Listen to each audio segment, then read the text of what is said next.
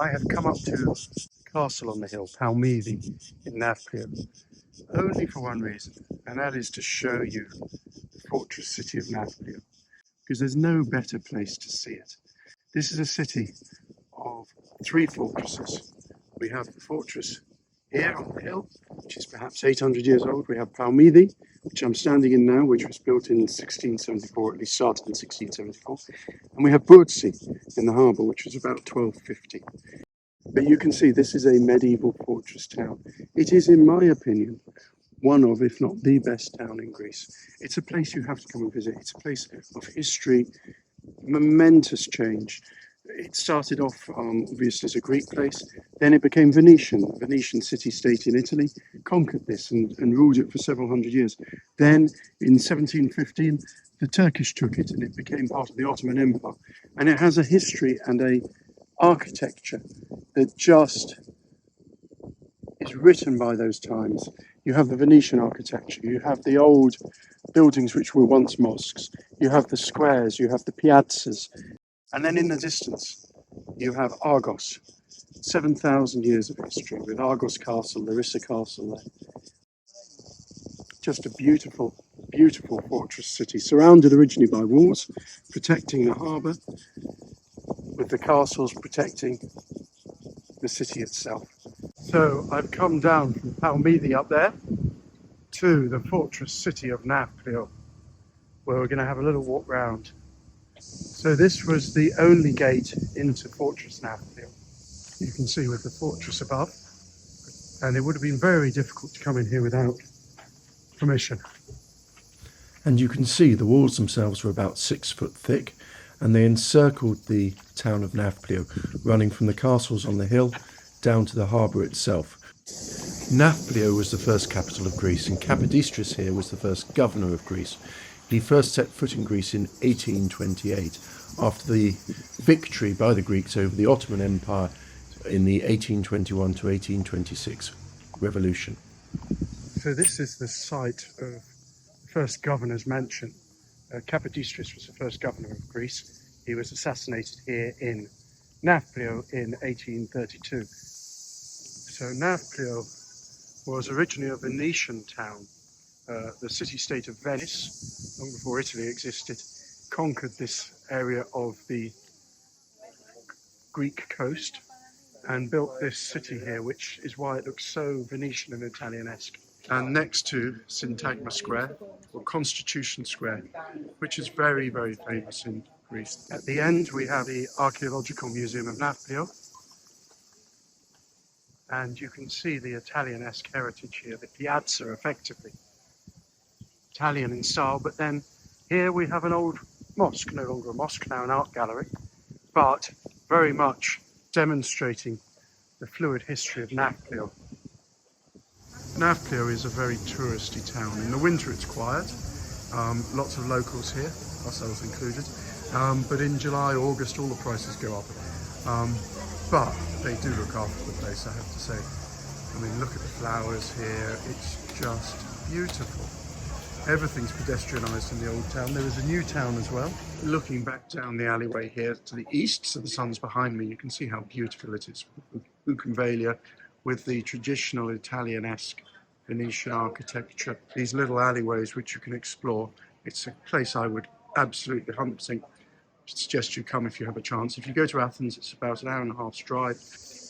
And dotted around Nafplio, here in the square, are old ancient Greek and Roman ruins. You see there's an old sarcophagus here, fenced off, but if you look for these things, you find them in Nafplio. Nafplio was the first capital of Greece. In 1828, in this converted mosque, Kappadistris led the newly formed Hellenic state in their first official parliament as an independent state. There are many hotels here, some of them interesting in character because they're 70s, others pensions, buildings which have been converted into little boutique hotels, and I highly advise staying in pensions.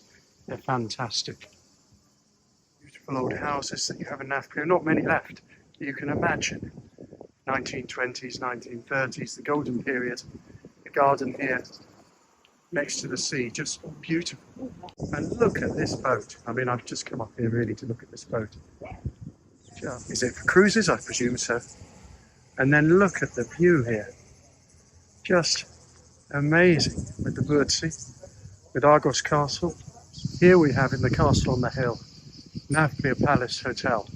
And I just want to show you a little secret that exists in Nafplio that I'm not sure many people know about actually. So if you come through old Nafplio and you follow the road up the hill, you come in the end to this beautiful Italianesque square, Venetian square. And it seems to be the end. There's a bit of a car park here, but there's actually a little secret here built into the cliff. And if we go in these rather, I suppose, grand looking doors, we see inside that there's a tunnel. And at the end of this tunnel there are some lifts. I call these James Bond lifts. And they take you up, straight up, to the Navclear Palace Hotel. Can you imagine building something like this nowadays? I mean, no one would do it. So at the top, we come out into the hotel courtyard. But I just want to show you the views here. Just amazing. The swimming pool, the Birdsea, Argos in the distance. Doesn't get much better than this if you want a prime hotel. So in Navclear you have many of these little streets, and on these streets you find these pensions, these little independent hotels, which I would highly recommend. They're very old and traditional, beautiful rooms. And we'll go down into the old town of Nafplio from the hill. We'll see how well my gimbal works now on these steps. New gimbal, hopefully better video for you. Another little place of pilgrimage which perhaps only Greeks would come to, but well worth visiting as well. We come up here, not good for an older person like me. So this is Kappa Street, and it has a very sad history really, but it's a very important street for the Greeks because Capodistrius, who was the first governor of Greece, was assassinated just here outside this church on a Sunday morning in 1832 by two brothers, one who shot him, one who knifed him. One of the brothers was killed almost instantly by the crowd. The other one was executed a few days later. But this represents really the establishment of the Greek state as we know it today. It's a bit hot, you need the shade here. Nafplio is best in the evening. If you come to Nafplio, you have to come for the day from Athens. It takes about an hour and a half. But evening is best time to walk around. So along the harbour front here, the harbour's just behind over there, across the road, we have various restaurants. These come into their own at night. I mean, at this time of day, they're very quiet. Nafplio is very quiet during the day. But at night, this is a thriving, humming place. And I'm going to do a video on nightlife in Nafplio. I want to try and capture some of the culture of Nafplio. And I think the best time to do that is at night. So here on the square dedicated to French individuals who gave their lives in the 1821 revolution, we can see on the hill the Navclear Palace Hotel in the castle. No trip to Navclear will be complete without coming down to the harbour, where people sit and drink and have cocktails and lunch and enjoy not only the view of the boat over there, but also the view of the Birdsea, the castle in the harbour, the castle of chains. Nafplio ceased to exist in 600 BC because they sided with the city-state of Sparta against the city-state of Argos. And that was a little bit stupid really, because Argos lies directly between Sparta and Nafplio and only about 15 kilometres from Nafplio. So the king of Argos at the time took exception to this allegiance and razed it to the ground. And it was only about 600 years after Christ, 1200 years after it was razed to the ground, that Nafplio came into being again because of its fantastic geography for defensive structures. Brilliant view of Peloponnese with the square remembering the French who died in the revolution of 1821, creating the independent Greece. And then Hotel Grand Britannia, and behind that, Navclear Palace on the hill. And I thought we'd finish our little trip in Navclear with just a look at some of the private boats which have come in for the holidays. So I hope you've enjoyed my little tour of Navclear. I bring it to an end with a view of Peloponnese where we started, and the boats which holidaymakers are renting this August to enjoy Greece, the Aegean, the Ionian, the islands, and maybe one day I'll be able to have one as well, who knows. Some very nice boats here.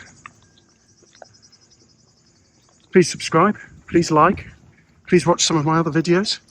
I'm doing it for fun and I'm learning. I hope it's getting better as I go. Thank you and enjoy the day.